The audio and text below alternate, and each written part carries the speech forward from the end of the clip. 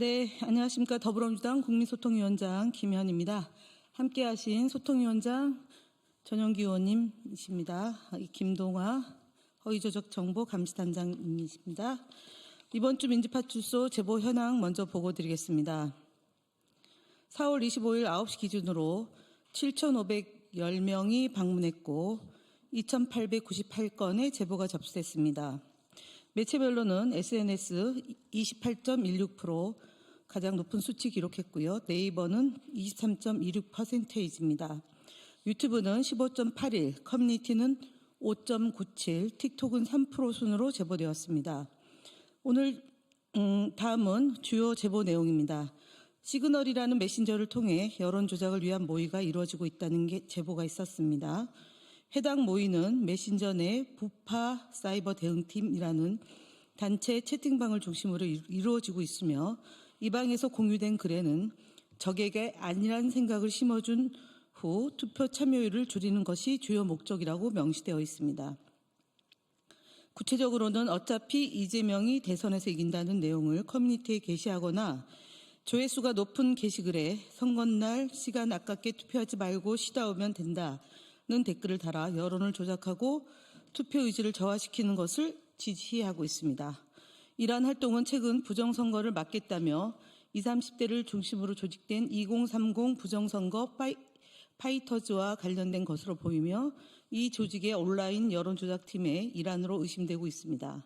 특히 이 단체는 한교안 전 국무총리가 이끄는 부정선거 방지대와도 연결되어 있는 것으로 추정됩니다. 주요 제보 내용을 이번 주 내용을 말씀드리겠습니다. 첫 번째로는 민주당 경선 후보에 대한 암살 모의 등과 관련한 제보가 있었습니다. 특정 후보를 지목해서 암살단 모집합니다. 총, 활, 석궁도 준비됐다.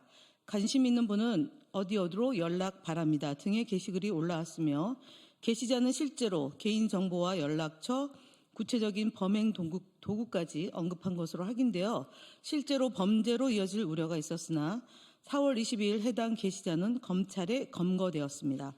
두 번째로 부정선거와 관련된 음모론과 내란을 옹호하는 글의 유포에 대한 제보가 있었습니다. 4월 20일 트위터를 통해 선관위가 이미 51.2%로 민주당 후보의 당선을 확정했다는 출처불명의 유튜브 댓글 사진이 게시되었고 그 아래에는 사전투표에서 조작이 이루어질 것이라는 부정선거를 기정사실화하는 댓글이 다수 달렸습니다. 카카오톡 단체방에서는 불법 선거운동과 내란 옹호 성격의 선동이 지속되고 있다는 제보가 있었습니다. 마지막으로 민주당을 중국이나 공산주의와 연관 지으라는 시도가 있었습니다. 4월 22일 네이버 블로그에서는 군복무 단축은 적화통일의 필수 요건이다. 국민 재산의 절반이 북한으로 넘어간다는 황당 주장이 담긴 게시글이 확인되었고 4월 21일에는 인스타그램을 통해 황금 방패법 발의 이꼬르 공산당식 인터넷 검열이라는 등의 허위 주장이 있었습니다.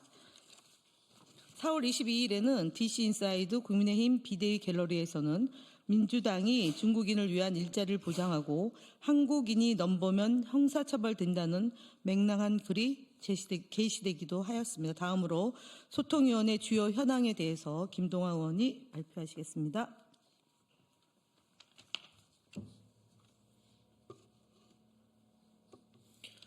네, 주요 대응 현황 보고 드리겠습니다. 포털사이트 뉴스기사 댓글을 통해 허위 사실을 유포하는 행위에 대해 강력히 경고합니다. 대선 일정이 가까워짐에 따라 온라인상의 가짜뉴스와 허위 사실이 범람하고 있습니다. 허위 사실의 주요 유통 경로 중 하나가 네이버, 다음 등 포털사이트의 언론사 뉴스 기사 댓글 창임이 확인되고 있습니다. 댓글창의 허위 댓글 대다수는 극소수 악성 유저들이 작성하고 있습니다. 하지만 이러한 행위는 공직선거법, 정보통신망 이용 촉진 및 정보보호 등에 관한 법률 위반에 해당할 수 있는 범죄 행위이며 경찰 고발 대상입니다. 국민소통위원회는 허위 댓글을 통해 가짜뉴스를 유포하는 행위에 대하여 경찰 고발, 손해배상 청구 등 엄중히 대응할 것임을 밝힙니다. 다음 스레드의 이재명 후보 발언 관련 가짜뉴스에 대해 알립니다. 최근 스레드를 통해 우리 당 이재명 경선 후보가 공공기관이나 금융기관에 소위 성소유자 성소수자가 30%를 반드시 넘길 수 있도록 할 것이라고 발언하는 내용의 영상이 유포되며 해당 내용이 이재명 후보의 공식적 입장인 것처럼 암시되고 있습니다. 그런 해당 영상은 2017년 3월 8일 서울시청에서 열린 세계 여성의 날 기념 제33회 한국여성대회 기념식에서 한 발언이고, 이후 이재명 후보는 해당 발언이 실수이며 여성을 성소수자로 잘못 표현한 것이라고 정정한 바 있습니다. 이러한 내용이 반영되지 않은 해당 발언을 그대로 진실인 것처럼 호도하여 영상을 유포하는 행위는 허위사실 유포에 해당하는 행위임을 알립니다. 다음 매일신문 유튜브 채널 언중이 제소, 언중이 심리 결과 등 언론 대응 보고 드립니다. 표현의 자유가 폭넓게 보장되는 유튜브라 하더라도 언론사가 운영하는 채널은 언론중재위원회의 제소 대상이 될 수 있습니다. 이는 그만큼 언론의 공적 책임과 역할이 막중하다는 점을 의미합니다. 매일신문이 운영하는 유튜브 채널은 지난 23일 당 소속 후보를 비난하며 개무시라는 부적절한 표현을 사용한 영상을 게시하였습니다. 이는 언론 본연의 품위와 책무를 망각한 행위로 판단되며 이에 대해 언론중재위원회에 제소하였습니다. 아울러 유튜브 플랫폼에 게시되는 콘텐츠 또한 언론의 위상에 걸맞은 품격과 책임감을 갖춘 내용으로 운영해 주시길 당부드립니다. 어제 진행된 언론중재위원회 심리 결과를 보고드립니다. 매일신문 관련 2건은 매일신문 측의 불참으로 인해 2차 기일로 속행되었으며 3월 31일자 사설 사상 최악의 산불 이재민 지원 복구 제대로 하라는 에 관해서는 조정 불성립으로 결론이 났습니다. 사설은 언론사의 기본 입장과 의견, 주장이 폭넓게 인정받아야 한다는 점에서 표현의 자유를 존중합니다. 그러나 명백한 의도를 담은 왜곡이 존재할 경우 이에 대해서도 엄정한 판단이 요구됩니다.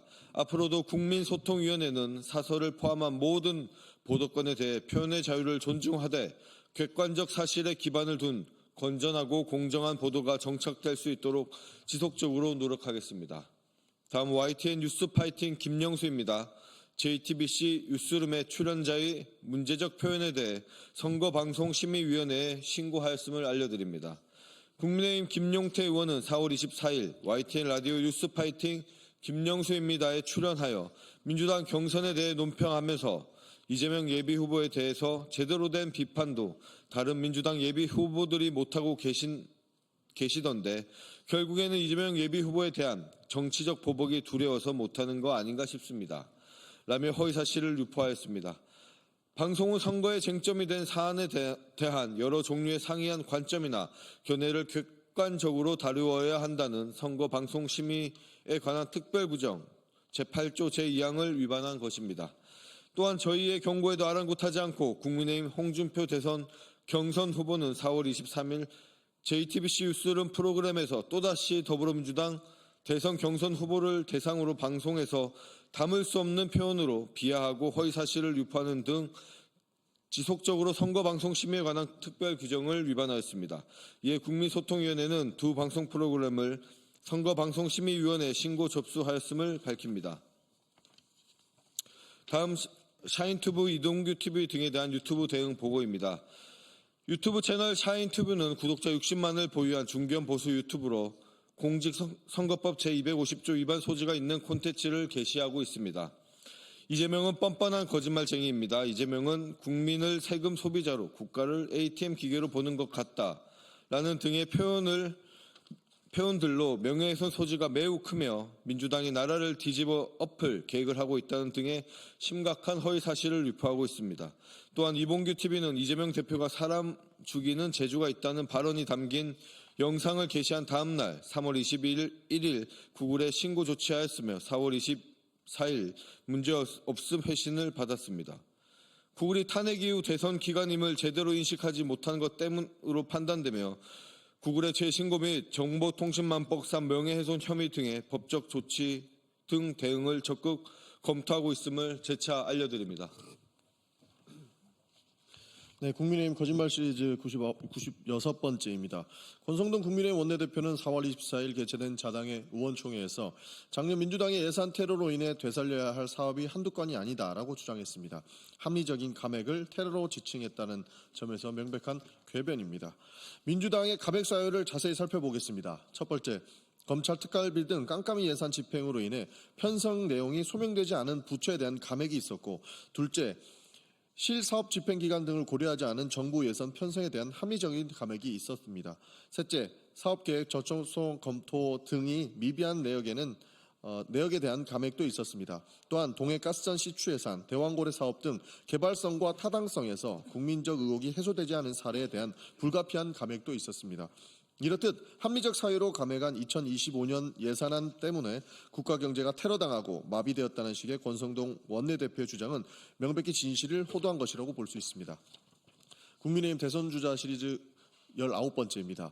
홍준표 국민의힘 경선 후보는 MBN 뉴스 인터뷰에서 이재명 후보를 지칭하며 중범죄로 5개가 기소가 되고 반칙과 불공정이 판치는 나라를 만들어버렸다. 비양심과 패륜이 얼룩진 나라로 만들 수가 있다. 중범죄자가 다스리는 나라를 만들어서 되겠느냐라고 주장했습니다. 이재명 후보의 5개의 기소권은 현재 재판 진행 중이므로 심지어 2개의 혐의는 1심과 2심에서 무죄를 판단받았습니다. 정치검찰의 무리한 수사와 기소였음이 명백히 보여준 것입니다. 오히려 반칙과 불공정이 판치는 나라는 윤석열 정부가 만들었습니다. 윤석열 배우자 김건희 씨를 무혐의, 불기소로 대하던 검찰의 솜방망이 형태가 대표적입니다. 많은 국민이 수백 차례 압수수색으로 야당 대표를 괴롭히는 한편 한 것을 보았습니다. 대통령 배우자에 대해서는 방치로 일관하던 반칙과 불공정 행태를 똑똑히 기억하고 있다는 점을 말씀드리겠습니다. 이상입니다.